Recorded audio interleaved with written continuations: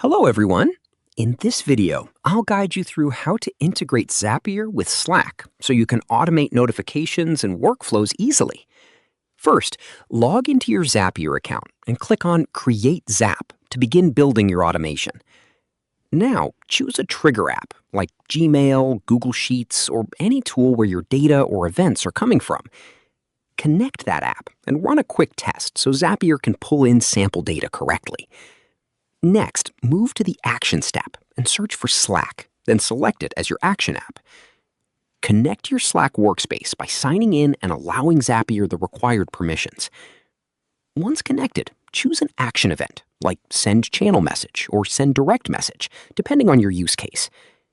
Now, select the Slack channel or user where you want messages to be sent, and map the data fields like message text, name, or alerts.